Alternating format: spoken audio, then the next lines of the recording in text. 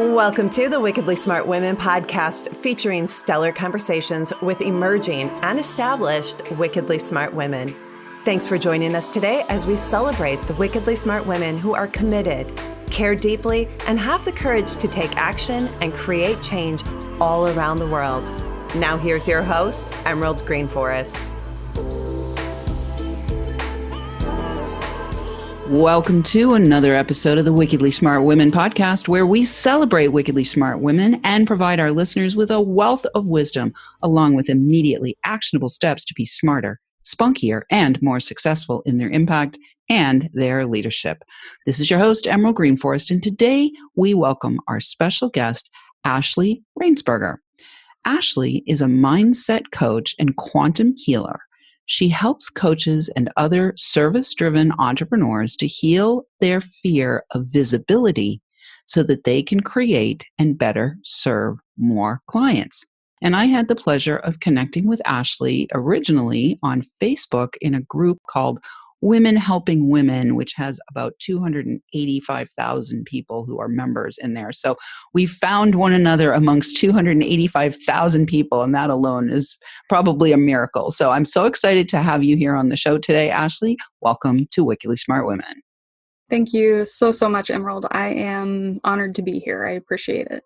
All right. Well, we're going to just dive right in, Ashley, and let's talk about your calling here. What was it that happened in your life path? Can you give us just a little bit of a backstory? What was it that happened in your life path that inspired you to become a mindset coach and quantum healer? Such a good question. Makes me think, how far should I go? I had a really difficult childhood. My parents were alcoholics. My father was abusive. And I remember growing up so insistent that I wasn't going to be like that I wasn't going to suffer through the addiction, through the poverty, and all the ways in which I saw that they were blocked. And so even though I had all the trauma and I had all those experiences that happened to me as a child, I still felt really driven and I still felt really stubborn. I absolutely was not going to end up that way.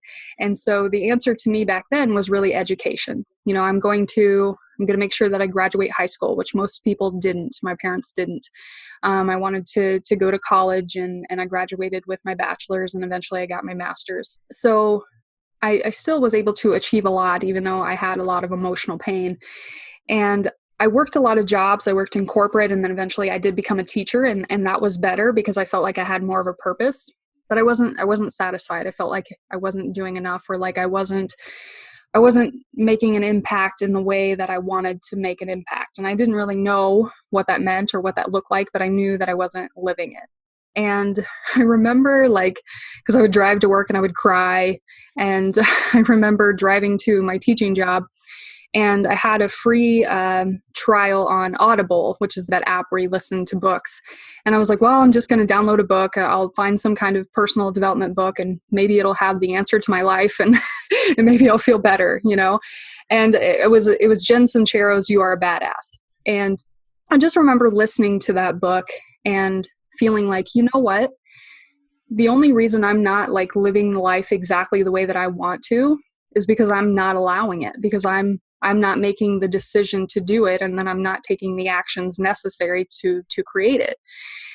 Also, a lot in that book, she talked about coaching. She talked about how she was a coach and how that was really powerful for her. And I had thought about coaching before, but it never really occurred to me. And I had no idea what I was getting into as far as the coaching industry online goes. I was like, I'm going to do it. I'm going to find some kind of certification. I'm going to get certified and I'm going to become a coach. And so I found a program that offered both health and life coaching.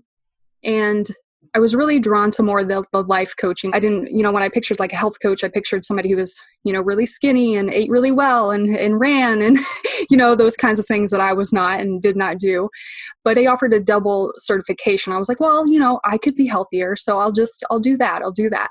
And I did it. And I found a really holistic approach to health, and that it was more than what we eat and it's more than moving your body. And it became more of a way for me to kind of be more, I think it expanded my spirituality, and it did help me to be healthier.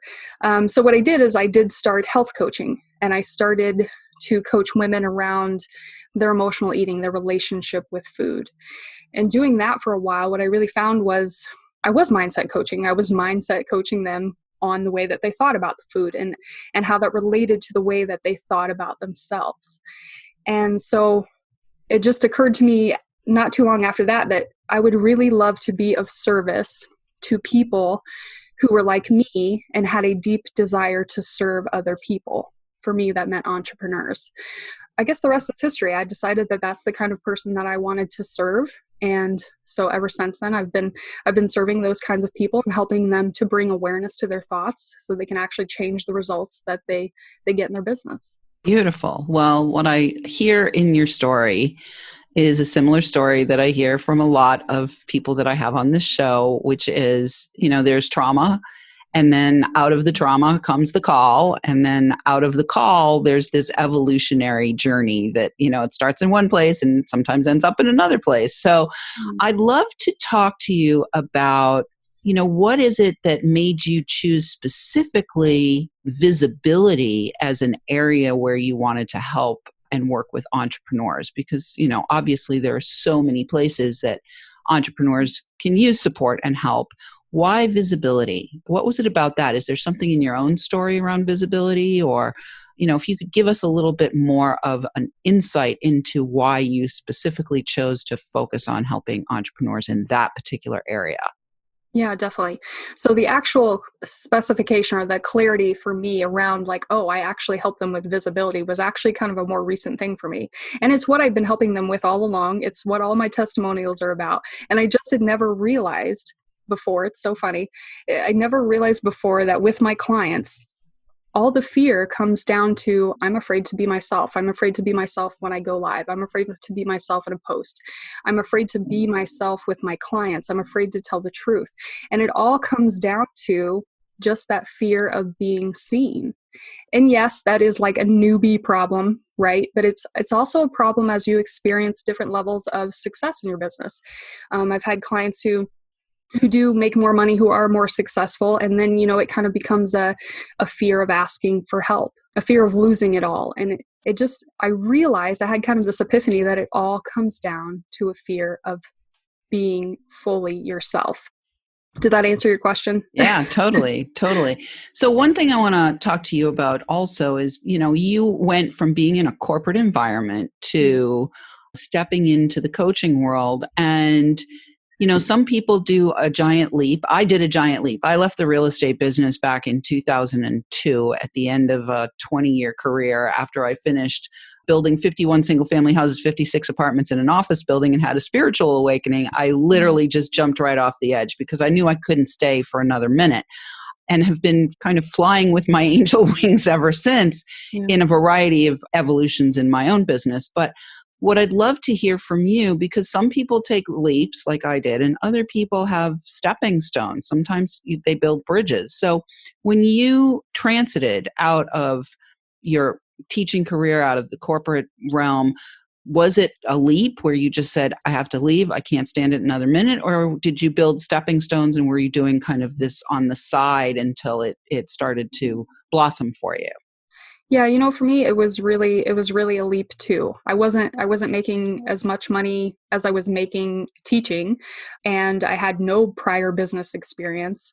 I'm lucky enough that I have a really supportive husband, and he supports me in my dreams. He supports me in everything that I do, but it still was really scary to not have that guaranteed income and to do something and you have no idea how it's going to work out. And I resonate with what you're saying, because I just so when I make my mind up about something, when I know I'm being pulled in some direction to do something, I have to do it. And that's what I did. I decided, I finished out the year, but I said, it doesn't matter what happens over the summer. I'm not coming back. Yeah, beautiful. Well, you've used the word decisive or deciding more than once here. And that's something that real leaders know how to do, is to make decisions, often swiftly, and to be decisive, and to, once you've made the decision, to lock the door behind you, right? So I'd love to have you talk a little bit about, in your own role as a leader, because you're now a leader, you've owned your own business, you're helping other people, you're leading them. You might not be a deeply seasoned leader yet, but you're obviously a leader. Can you talk a little bit about your decision-making process? Like what do you do to discern? Do you have a feeling in your body? Do you have, a process that you use to help you to discern when you're faced with a decision? And how is that process for you? Can you just talk a little bit about that? Yeah, absolutely.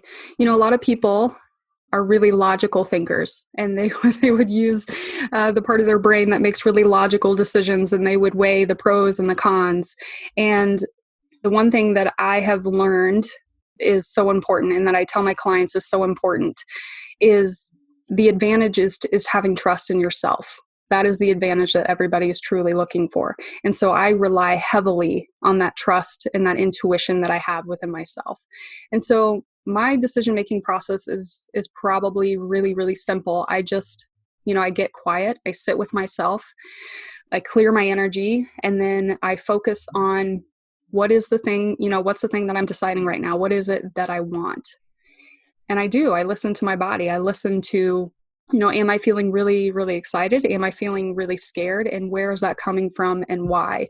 And am I willing to trust that no matter what happens, no matter what the outcome is, it's still the right outcome for me? Because the reason we get so logical is because we really want to make like the right decision. We want to make the decision that is going to have the best outcome, the outcome that we want and we think that we need. But at the end of the day, it really comes down to sometimes your intuition will guide you into things that don't turn out the way that you would have wanted them to. And maybe you would have made a decision differently. But that doesn't mean that that's what you were supposed to experience. Like there is a reason for the things that happened to me. And there's a reason that I made decisions that I made. And whatever that outcome is, it doesn't mean that I'm not on the right path. Beautiful. I love it. We're already at the break, Ashley, but when we come back, we are going to pick up on that little line of thought, and we are going to go a little bit deeper into it because there's a lot there that you just laid down for our lovely ladies.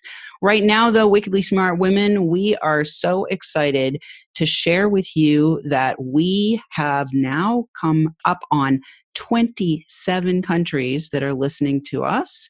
And we are ranking really high in a variety of countries around the world, including number 75 here in the US under entrepreneurship. And we do want your help. So if you're enjoying our show and you want us to stay on the air, please make sure that you share and rank and review and let your lady friends, your sisters, mothers, daughters, colleagues know about the show so that we can serve them too. I do want to say a big thank you to all of our listeners who are downloading, rating, and reviewing. We are welcoming thousands and thousands of downloads from all over the world. I do want to shout out this week to our listeners in the Cayman Islands. I love the Cayman Islands, one of my favorite places in the whole wide world. And we will be right back with Ashley Rainsbarger.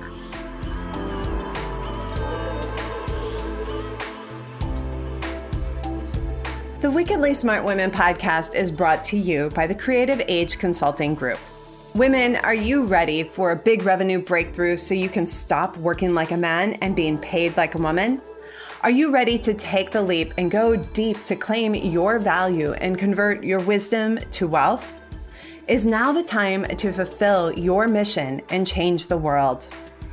Creative Age Consulting Group is hired by women just like you who want to break through to their brilliance and be heard by millions while building a sustainable business model that makes bank. Please visit apply.wealthylifemethod.com to apply for an invitation-only consultation.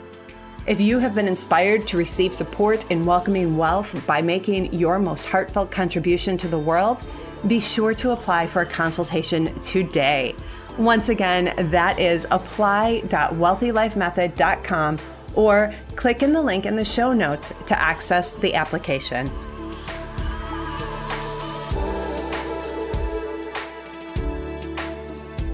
And we are back with Ashley Rainsbarger. Before we went to the break, we were talking a little bit about decision making. And one of the decisions that she made was to become a coach for entrepreneurs and helping them with visibility. You can find out more about her at coachashley555.com.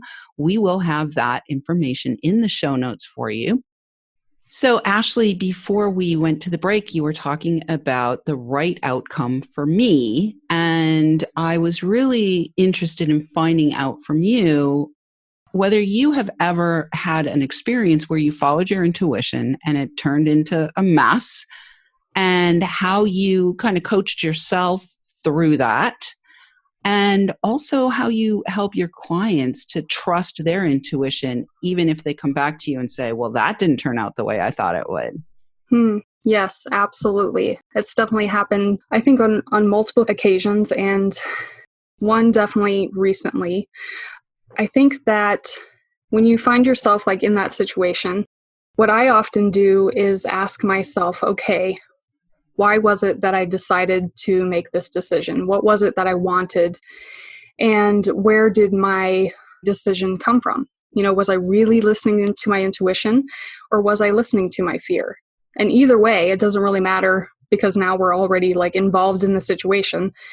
So what can I learn from it now? Like, how can I bring myself into the present moment and ask myself, okay, what is this teaching me? Why did I need to experience it?